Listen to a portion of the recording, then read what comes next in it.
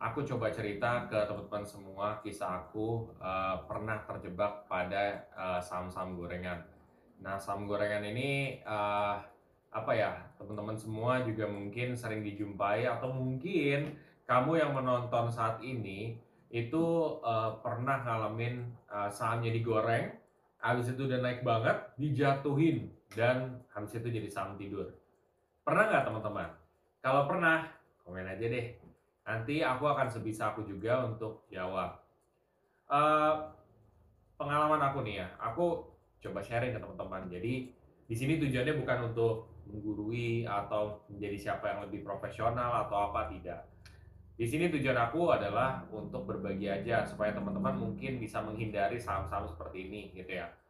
Karena pada dasarnya ya kita mau dong investasi kita resikonya itu jadi bisa terjaga. Salah satunya kamu bisa dengan belajar dari beberapa content creator atau kamu belajar dari senior kamu yang memang sudah berinvestasi juga. Oke, jadi kisah itu dimulai dari pertama kali aku investasi di saham. Aku pertama kali investasi di saham, aku cuma ngelihat dari grafik aja kinerja. Dengan kepedean aku juga waktu berapa tahun lalu ya itu ya, sudah, lupa lah berapa tahun lalu, itu udah lama banget. Itu dengan pedenya aku udah, "Wah nih kayaknya saham bagus nih," gitu kan. Sahamnya memang nggak terkenal, cuman aku, "Oh kayaknya nih orang nggak terlalu lihat nih." Terus habis itu grafiknya naiknya drastis. Ya udah, masuklah di situ. Main masuk tuh jebret, masuk tanpa berpikir panjang. Setelah beberapa hari atau minggu, saham itu tiba-tiba jeblok dan langsung turun drastis, jebret. Waduh, itu rasanya nggak enak banget ya teman-teman, ya. Karena di beberapa hari itu lagi naik banget kan, padahal sebenarnya sekitar aku tuh pada saat itu bilang, "Udah kamu jual aja," gitu. Kenapa sih dijual? Karena ya ini lagi tinggi-tingginya, takutnya kamu tuh bakal dibanting. Itu udah dikasih tahu sebenarnya. Tapi balik lagi, aku kayak merasa confidence saya, "Enggak kok," gitu. "Ini kayaknya bagus." Nah, disitulah celakanya teman-teman. Sebenarnya kalau investasi saham itu baiknya harus punya pengetahuan dasar dulu. Jadi mulai dari yang dasar-dasar dulu lah, misalkan saham-saham BCA, BRI, itu yang saham-saham blue chip dulu diambil sebelum masuk ke, saham-saham yang second sampai third liner gitu ya.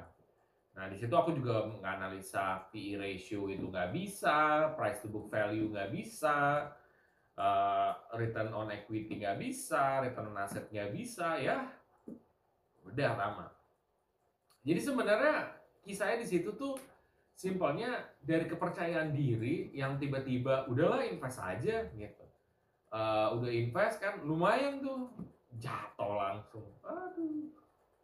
Tapi itulah namanya investasi bahwa memang punya resiko dan resikonya itu bisa drastis turun. Tetapi, yang bisa dipelajari di sini adalah teman-teman, ketika kamu nge-spot atau kamu melihat saham yang grafik yang naik drastis, jangan kamu masuk dulu, jangan kamu masuk dulu, dan jangan kamu masuk dulu. Yang harus kamu perhatiin itu adalah itu saham apa. Kamu harus lihat dulu, ini sahamnya masuk akal nggak kalau dia tuh naik drastis. Kedua, kamu harus cek juga dari kinerja masa lalu. Kinerja masa lalunya seperti apa? Apakah memang baru-baru ini aja dia naik, gitu ya? Itu harus dicek. Kalaupun kamu misalkan udah pernah naik sebelumnya dan sempat ngedrop, nah umumnya kalau di saham-saham kayak gitu secara pengalaman aku, dia akan naik kurang lebih sama dengan dulunya pernah tinggi. Jadi kalau dia tinggi, terus dia jeblok, terus dia biasanya mau naik lagi, itu umumnya akan sama. Ya kurang lebih lah. Ya kecuali ada faktor A, B, C, D, E, F, G ya.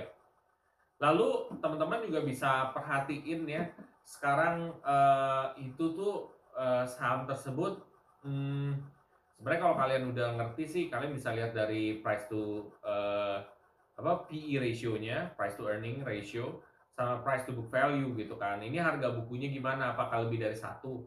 Kalau lebih dari satu berarti harganya udah mahal nih, ya. Nah berarti kamu pikir-pikir lagi kalau mau invest. Berarti kalau kamu mau invest, berarti bukan berdasarkan harga, tapi berdasarkan dari potensi ke depannya yang tinggi gitu. Salah nggak? Nggak. Tapi banyak faktor yang mesti kamu lihat dulu lah, ya.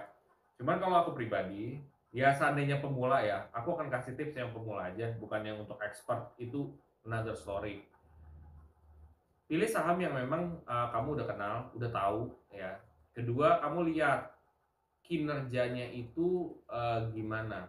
Kalau dia naik drastis, itu wajib curiga.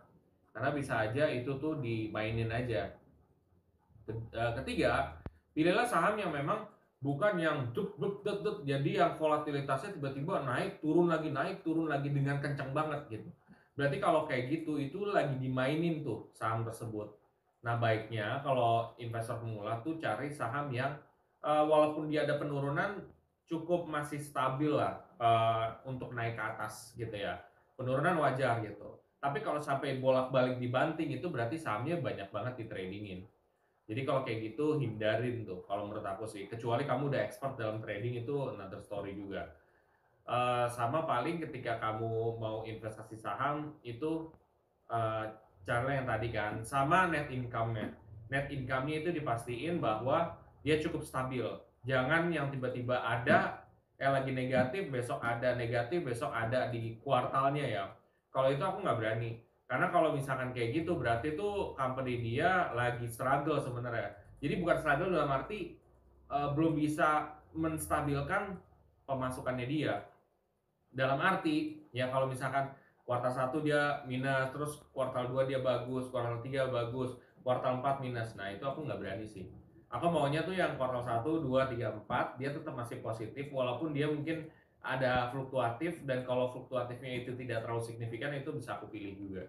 Nah, kalau udah kayak begitu, aku invest sudah lebih yakin, dan sisanya ya udah tinggal tunggu aja gitu ya, tinggal tunggu dan harus sabar dengan naik turunnya investasi.